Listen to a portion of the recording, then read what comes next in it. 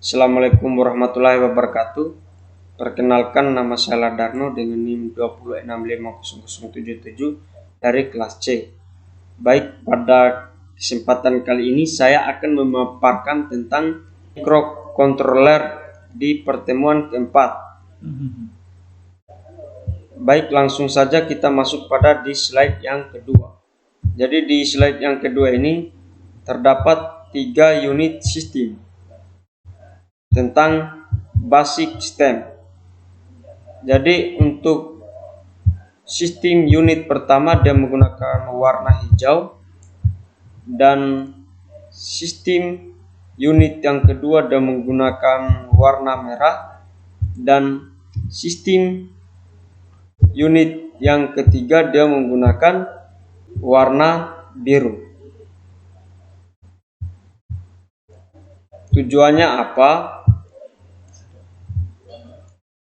Dengan menggunakan metode seperti ini atau tabel seperti ini, maka ketiga unit sistem tersebut kita bisa mengetahuinya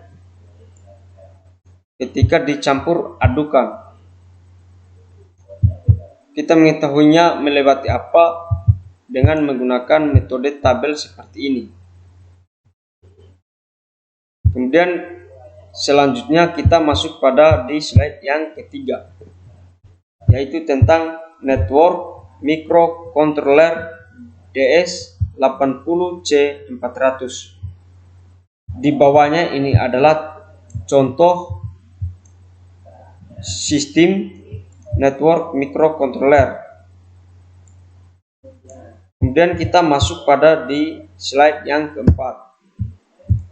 Di slide yang keempat ini adalah microcontroller Renesas yang berkapasitas antara 16 bit, microcontroller with ADC 12 channel 10 bit dengan menggunakan 3 metode, yaitu ada sensor suhu LM35, ada DST sampai dengan R8C,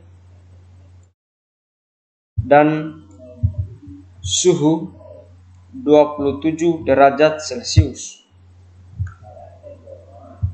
Dan ini adalah kapasitas yang dimiliki oleh microcontroller Renesas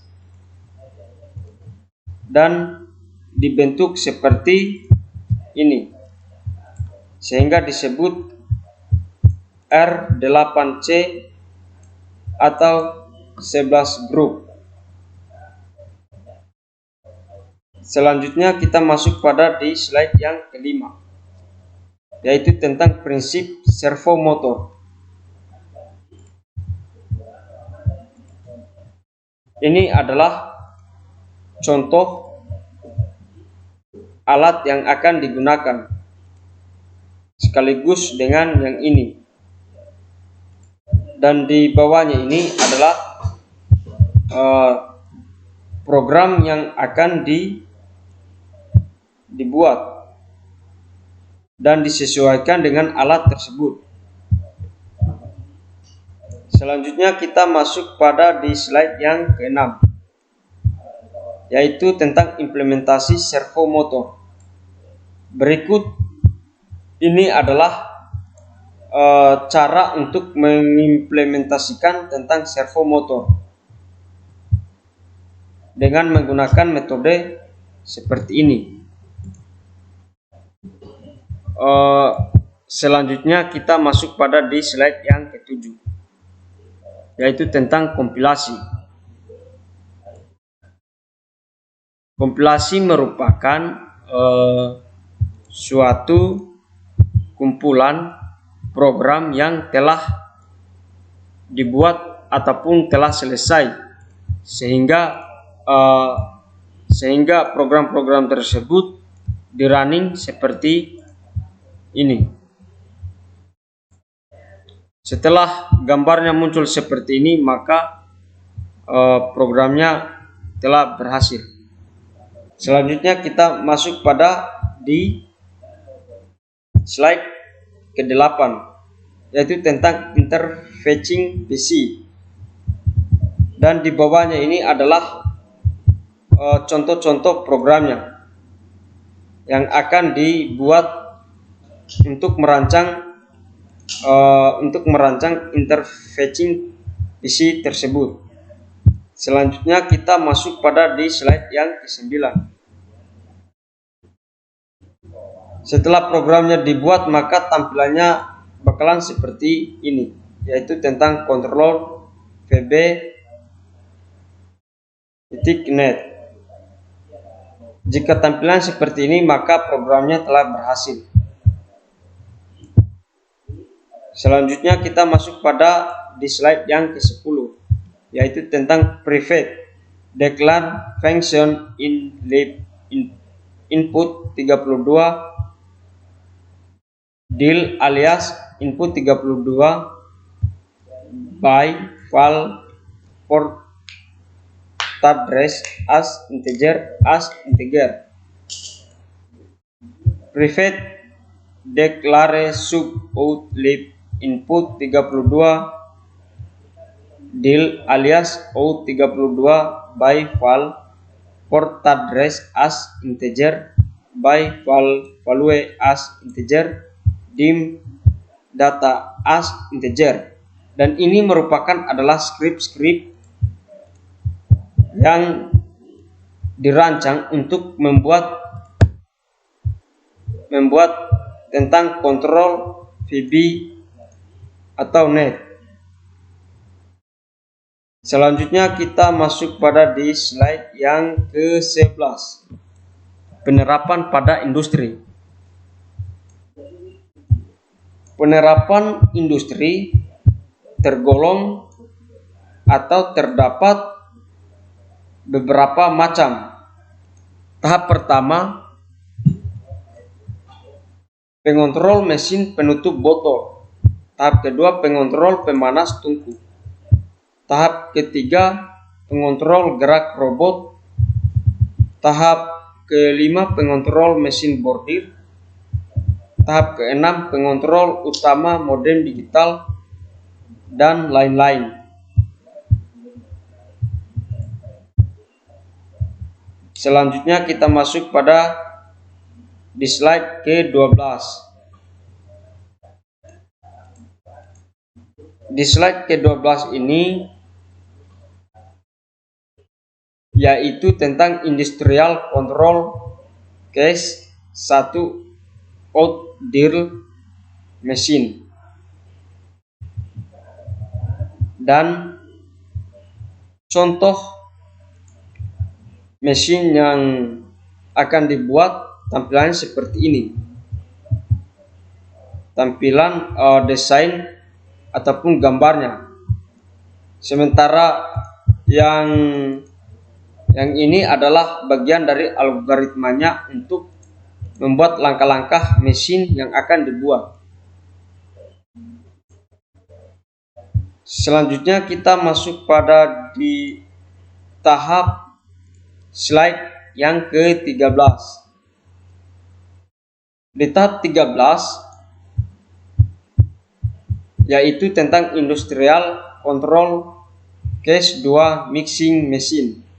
Sama saja dengan penjelasan yang ada di slide ke-12, yaitu dia menggunakan metode tentang algoritma, langkah-langkah untuk membuat mesin tersebut. Selanjutnya kita masuk pada di slide ke-14. Nah, setelah tampilannya seperti ini, maka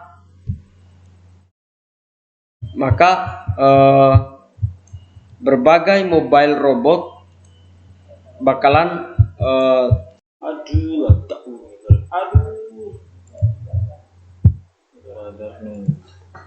baik.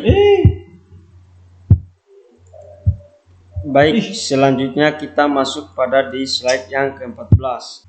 Jadi di tampilan slide ke-14 ini adalah berbagai macam mobile robot yang telah didesain sedemikian rupa Selanjutnya kita masuk pada di slide yang ke-15. Maka di slide yang ke-15 ini dia tidak menggunakan metode yang sama, cuman bedanya itu robot berkaki. Selanjutnya kita masuk pada di slide ke-16. Di slide ke-16 ini dia berbeda lagi.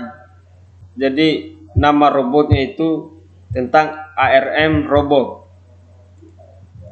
4 Dove robot AM here are out of plane, dan 5 Dove robot AM. Selanjutnya kita masuk pada di slide ke-17. Di slide ke-17 ini terdapat EY-CON dengan menggunakan kapasitas yang ada di bawah seperti ini. Jadi kapasitasnya itu terdapat pada 5 MHz 32 bit controller Motorola 68332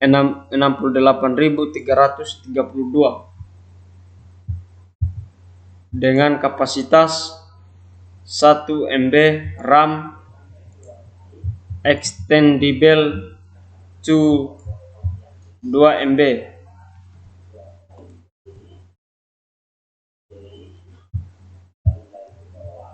Selanjutnya kita masuk pada di slide ke-18, yaitu sensor pada robot. Sensor internal, sensor posisi, sensor kecepatan, sensor percepatan, dan sensor eksternal. Sensor taktil berbasis sentuhan limit switch pada bumper robot. Sensor torsi gaya, sensor proximity, sensor jarak, sonar PSD, dan lain-lain. Sensor vision kamera, sensor gyro, kompas digital, detektor api. Selanjutnya kita masuk pada di slide ke-19. Low and high level control, dan langkah-langkah untuk membuat low and high level control menggunakan algoritma seperti ini. Selanjutnya kita masuk pada slide yang ke-20. Slide ke-20 ini terdapat sensor. Jadi sensor itu mempunyai beberapa macam. Jadi di tahap pertama ada sensor thermal array sensor, ada sensor kompas, ada sensor cumuk jam, ada sensor Servi 048 rangefinder. Di tahap kelima ini ada sensor Serv 04. Di tahap keenam ada sensor Optron detektor sensor api. Di tahap ketujuh ada sensor fotoreflektor P5887, sensor Sharp GP2D12, sensor jarak. Di tahap ke-9 ada sensor HS15, sensor kelembapan, dan sensor ke-9 yaitu sensor LM35DT. Selanjutnya kita masuk pada slide yang ke-21, yaitu tentang robot for human, dan gambarnya seperti berikut ini. Selanjutnya kita masuk pada slide yang ke-22. Slide ke-22 ini terdapat kursi roda dan menggunakan algoritma pada gambar seperti ini. Selanjutnya kita masuk pada di tahap slide yang ke-23, yaitu tentang networking dan wireless. Berikut di tahap yang pertama adalah sistem serial to Ethernet adapter EG sampai dengan SR 7150 MJ sampai dengan dan di tahap yang kedua menggunakan sistem GSM module. Selanjutnya kita masuk pada di tahap yang ke-24, yaitu tentang wireless. Dan kapasitas wireless dia tercantum seperti skrip yang ada di gambar seperti ini. Dan contoh sistemnya adalah seperti ini. Di tahap yang kedua. Selanjutnya kita masuk pada di tahap yang ke-25. Di tahap yang ke-25 ini dia menggunakan control over SMS, yaitu tentang SMS remote control with Verizon GSM T10S, T18, T28, dan algoritmanya itu seperti ini. Selanjutnya kita masuk pada di tahap ke-26, yaitu tentang konsep-konsep penting pemrograman robot cerdas. Di tahap pertama dia menggunakan metode artificial intelligence, dan di tahap yang kedua dia menggunakan algoritma genetik, dan tahap yang ketiga dia menggunakan neural network. Kemudian kita masuk pada di slide yang ke-27, yaitu tentang perangkat minimal untuk belajar microcontroller. Di tahap yang pertama, kit sistem minimum microcontroller tambah kabel ISP dengan tipe 89S52 atau AVR 89S8535, cukup murah.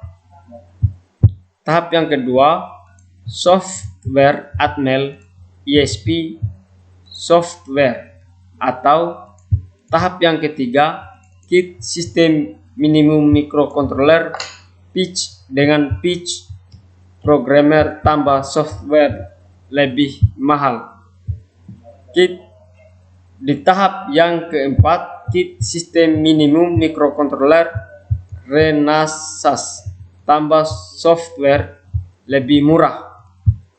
Di tahap yang kelima, beberapa buku microcontroller serta komponen pendukung.